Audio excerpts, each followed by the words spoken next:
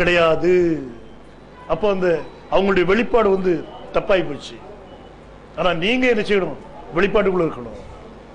அந்த தேவ புத்திரர்கள் வந்து, அந்த தேவ குமாரர்கள் வந்து சேத்தினுடைய வம்சம். இங்க பைபிள் சொல்லுது. இப்போ நட்சத்திரங்கள் ஏகமாய் பாடிச்சுன்னா, இந்த நட்சத்திரங்கள் முதலே நிச்சயப்பட்டாச்சு, சிருஷ்டிக்கப்பட்டாச்சு இல்லையா? நட்சத்திரங்கள் பூமியில் இருக்குமா வானத்தில் இருக்குமா?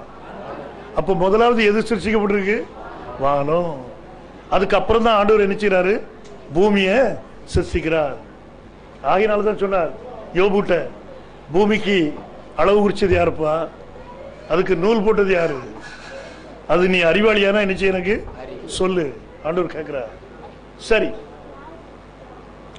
தூதர்கள் ஆண்டவர் சிருஷ்டித்தது மட்டுமல்ல, அநேக காரியங்களுக்காக உபயோகப்படுத்தினார். இப்போ இந்த கேருப், விடிவெள்ளி நட்சத்திரம், வேதம் சொல்லுது எசேக்கியேல் 28வது அதிகாரம் 14வது வசனத்துக்கு வாங்க.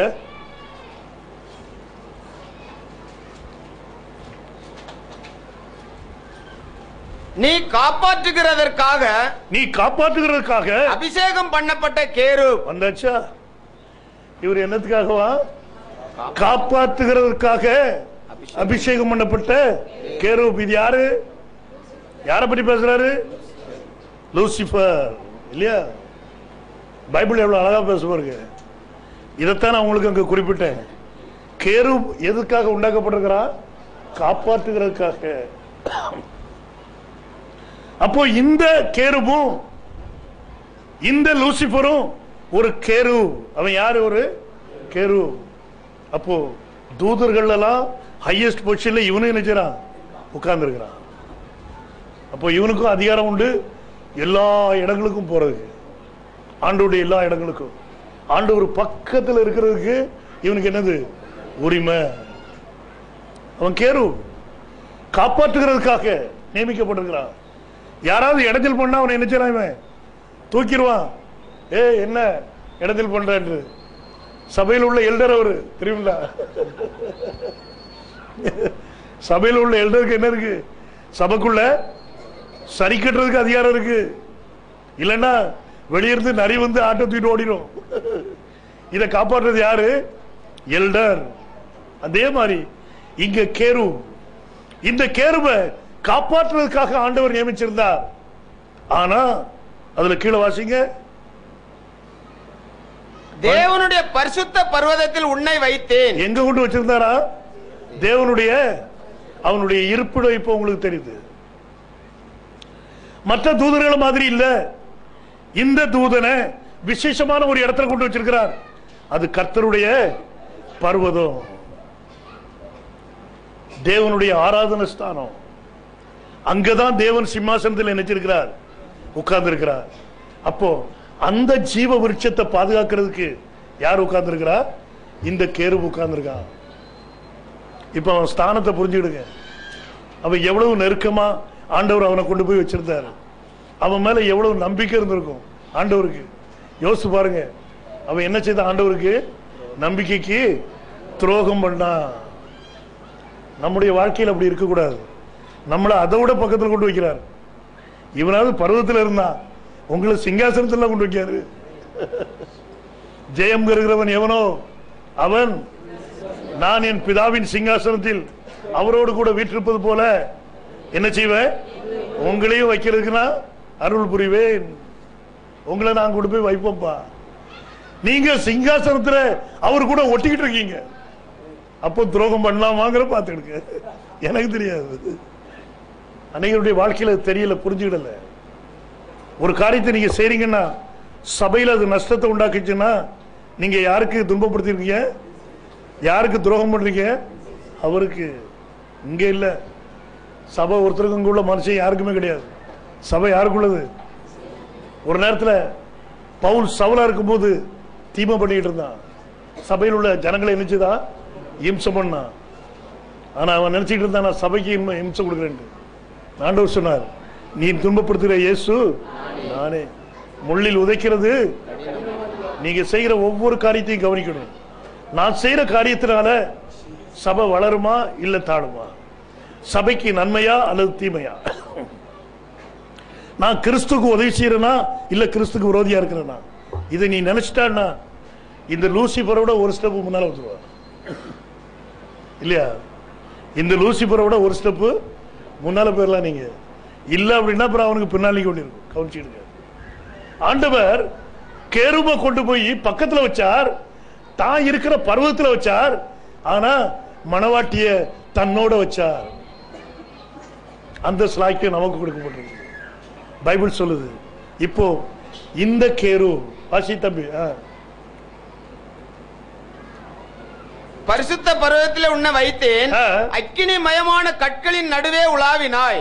நீ சிருஷ்டிக்கப்பட்ட நாள் துவக்கி உன்னில் அநியாயம் கண்டுபிடிக்கப்பட்டது மட்டும் உன் வழிகளில் குறையற்றி இருந்தாய். குறையற்றவனா இருந்தாப்பா. இவன் சிருஷ்டிக்கப்பட்ட நாள்ல இருந்து அவனுடைய வழியில அநியாயம் கண்டுபிடிக்கும் வரைக்கும் அவன் எப்படிப்பட்டவனா இருந்தான்? குறைவற்றவனா இருந்தான். நிறைவான ஒரு தூதன். இந்த தூதன் கூட பெருங்கூட்டம் ஒரு தூதர்கள் உண்டு. இவன் என்ன செய்தான்? எல்லா தூதர்களையும் யாருக்கு பணிவிட செய்ய வைக்கணும்? இவன் யாருக்கு வச்சான்? தனக்கு. ஆயினால்தான் 1/3 தூதர்கள் என்ன செய்தாங்க? இவன் கூட கீழே விழுந்துட்டாங்க. எத்தனை அவன் கீழே விழுந்தான்? 3/1 இல்லையா? 3/1 அப்படின்னா எவ்வளவு பாருங்க பார்ப்போம். 100 3ஆல வகுத்து பாருங்க எவ்வளவு வரும்? மேத்தமெட்டிக்ஸ்ல புலிகள்லாம் யார் இருக்கா? 33.3. ஏப்பா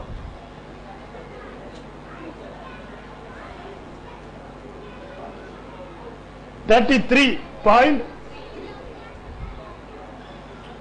இதுதான் யார் தெரியுமில்ல? 33 கோடி தேவர்கள்.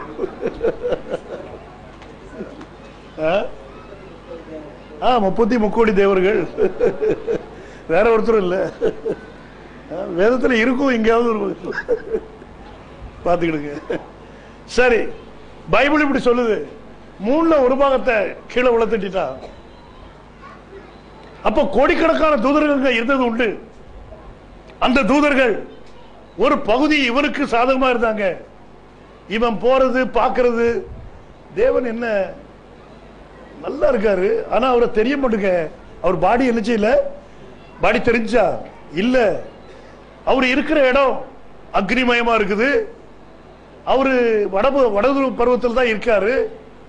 அங்கே நம்ம பார்த்த பிரகாரம் சங்கீதம் 48:2 பிரகாரமா இவர் எங்க உட்கார்ந்துருக்காரு? சியோன்ல உட்கார்ந்துருக்காரு. உட்கார்ந்து வாரம் போறோம்ல அவரை கூப்பிடுதானப்பா. ஆனா நம்மளை ஏற்று பார்க்க மாட்டேங்க. ஏன் நம்மளை ஏற்று பார்க்க மாட்டேங்க? அவருடைய சிங்காசனத்தோட என் சிங்காசனம் கொஞ்சம் கீழே இருக்கு இல்லையா? என் சிங்காசனம் என்ன செய்யுது? கொஞ்சம் கீழே இருக்கு. ஆகினால இது இப்போ நான் என்ன செய்யணும்? கொஞ்சம் உயர்த்தணும். அப்போ யோசித்தான். ஏசாயா 14வது அதிகாரம் 12வது வசனத்திலிருந்து வாசிங்க. அதிகாலையின் மகனாகிய விடிவெள்ளியே, நீ வானத்திலிருந்து விழுந்தாயே, ஜாதிகளை ஈனப்படுத்தினவனே, நீ தரையிலே விழ வெட்டப்பட்டாயே. நான் வானத்துக்கு ஏறுவேன், தேவனுடைய நட்சத்திரங்களுக்கு மேலாக என் சிங்காசனத்தை உயர்த்துவேன், வடபுறங்களில் உள்ள ஆராதனை கூட்டத்தின் பர்வதத்திலே வீற்றிருப்பேன் என்றும், நான் மேகங்களுக்கு மேலாக உன்னதங்களில் ஏறுவேன், உன்னதமானவருக்கு ஒப்பாவேன் என்றும் நீ உன் இருதயத்தில் சொன்னாயே. அவருடைய குற்றம் வந்தாச்சு பாருங்க. வரிசையா 1ல இருந்து எத்தனை குற்றம் வருது பாருங்க. திரும்ப வாசியத.